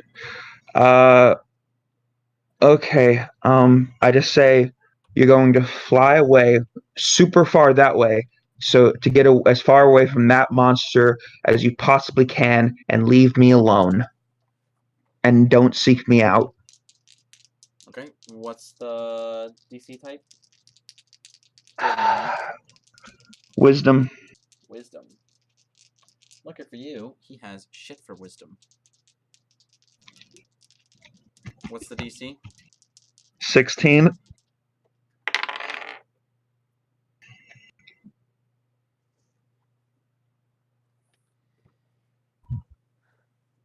So he's staring at you with this absolute furiosity, and he says this to you, and all you say to him is you cast some arcanic words.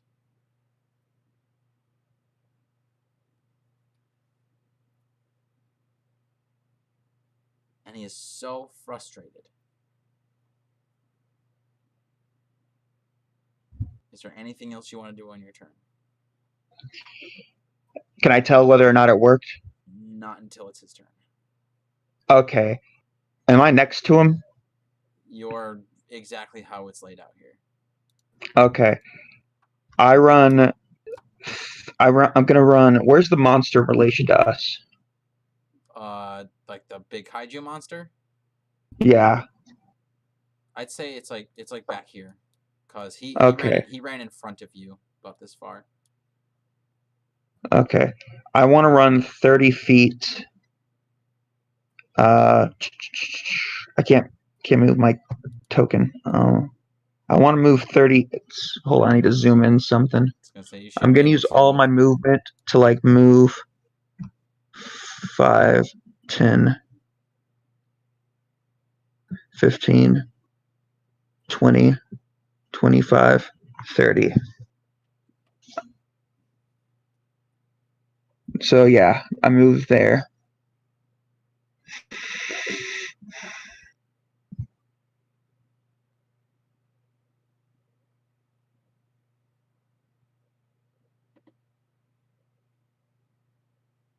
All right. You see that Holland just kind of sits there, like closes his eyes as the magic that you had sent towards him swirls around his head and into his ears. And he looks up, and he looks over to his griffin. He mounts onto the griffin and takes off, flying towards the animal, or to the kaiju monster. Wait, he's flying towards the kaiju monster? Isn't that what you asked him to? I don't remember. I think I might have said Lee. I was trying to make it sound because it says you have to do something reasonable, and I felt like go fight the kaiju monster wasn't reasonable. So I said fly far away from me and the kaiju monster, and don't try to find me that again. makes sense. Yeah, he'll probably fly, from what you could probably tell, to the shipping docks, like that general direction to the coast. Okay. And then I start booking it, like to get to like a safe place. Okay.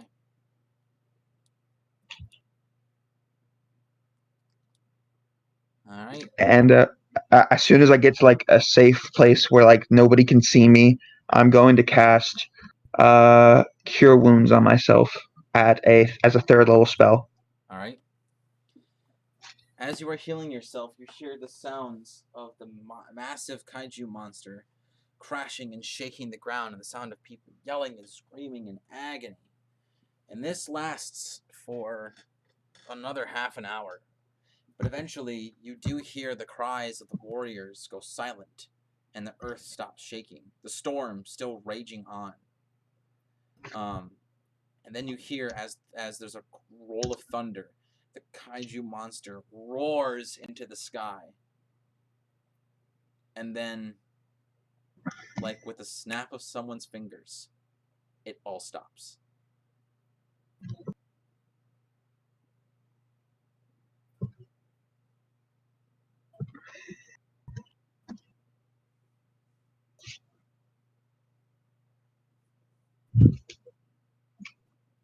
Can I like look behind? Like, can I slowly like lean my head out like from behind the tree to like look at where the monster was?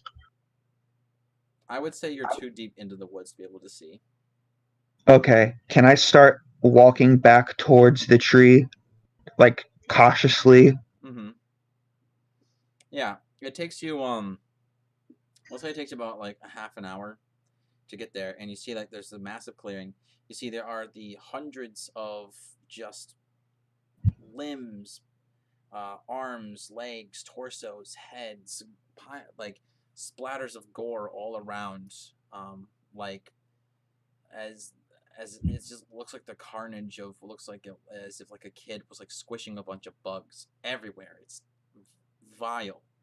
And you see the massive tree that was once stood tall is now split into different pieces and crumbled and caved in.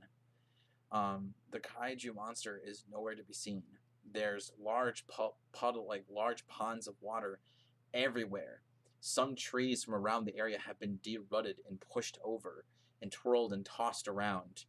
Um, you even see that kind of way off towards like the cliff.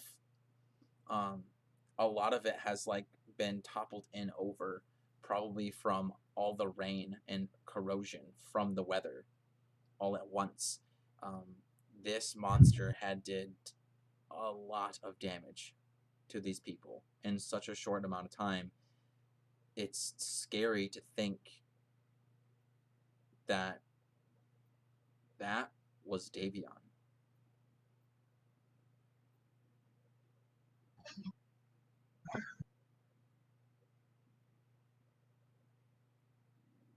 And when you look amongst the rubble, you don't see Davion anywhere. Can I start calling out for him? Like, Davion? Davion? You get no answer.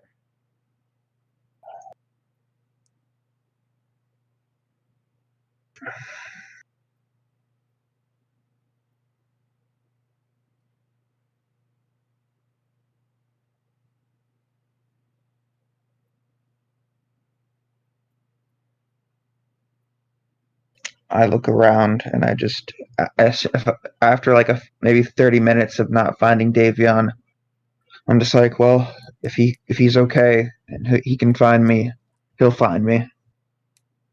And I start heading back into the forest, trying to find where this Underdark is, or whatever. I forgot what you called it. The Underrealm. Underrealm.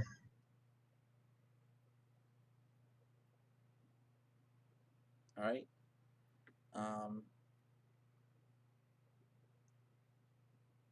from some of the books and some of the research that you have found, you get a feeling from probably the book about natural laws, that there are uh, these like these massive holes that open seemingly at random, like as if the face of the face of the ground have mouths that open and close at seemingly random times that are said to lead into a place called the Underrealm, and it's to the northern part of the Feywild, and you feel Okay. that is where this Xionora person had went. Okay. I guess that's a good place to end the session. Yes. Wow. That was intense. Yep. I feel I feel like I did well though. Yeah. They definitely had their shit together. Yeah, I mean I did really well on the deception rolls, like, and I had to make a Yeah, ton you of did. those. Yeah, you did. That 17 had me worried. I was like, oh, this might Yeah, foil that's what I one of was his thinking. Like, plans. it's so weird because like 17 is normally like a good roll, like I feel like, but in that case I was like, oh no, because I was rolling like 20 plus. Yeah, I mean, you're also like, I'm not gonna lie, I mean, you were dealing with NPCs that are like a challenge rating of like 13. Oh god. Yeah, these guys, each of them were easily enough to just by themselves take you out, and with your deceptions, they saved you. Um,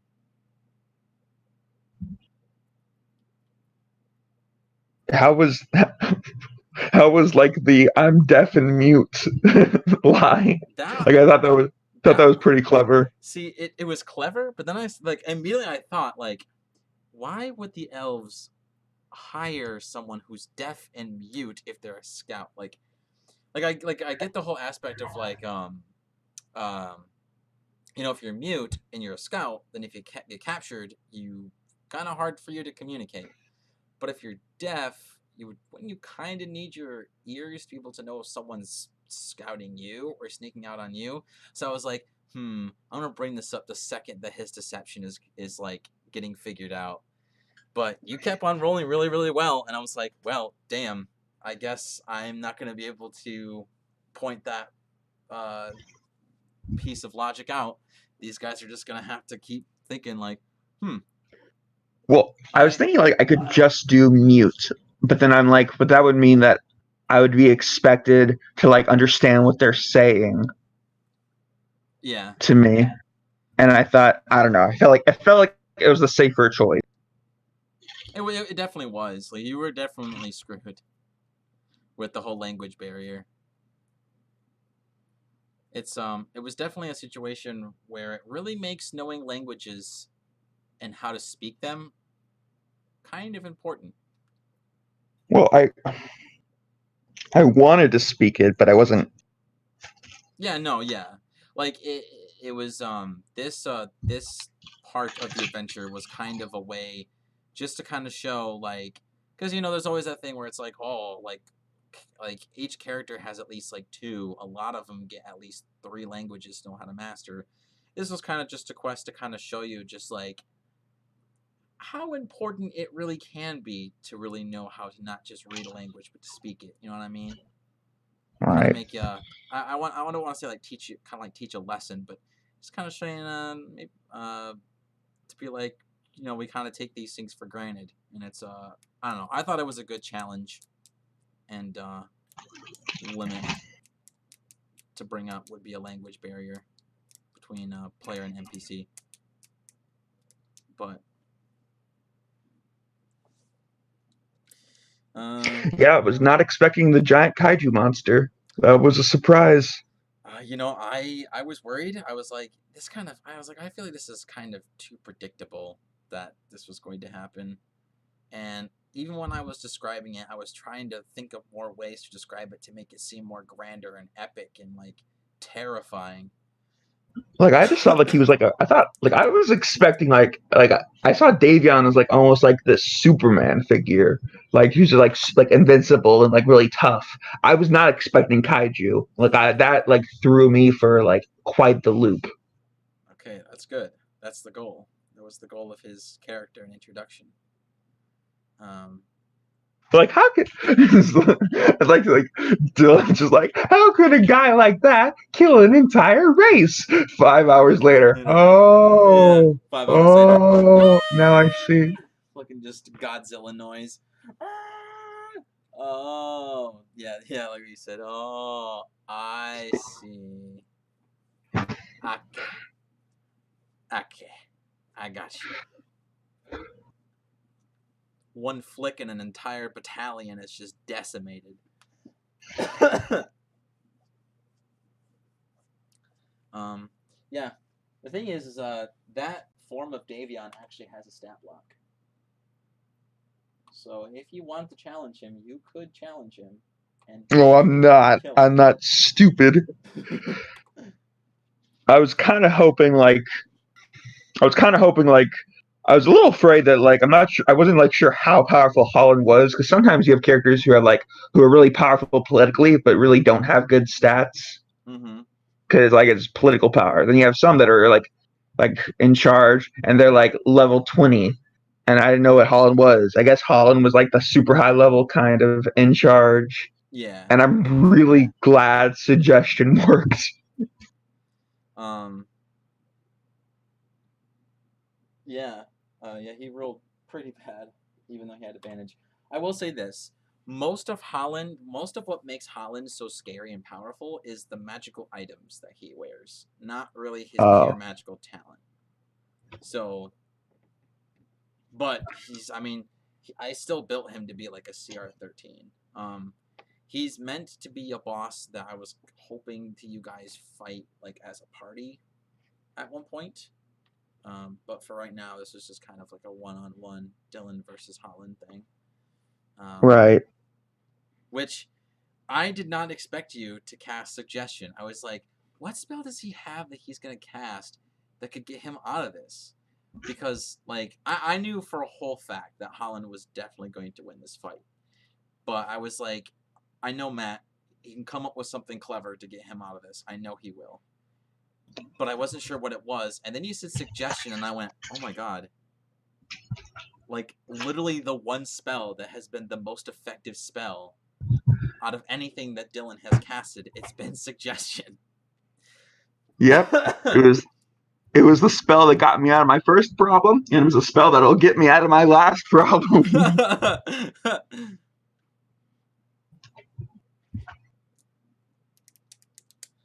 All right, well, let's go ahead and say goodbye to the people. Goodbye.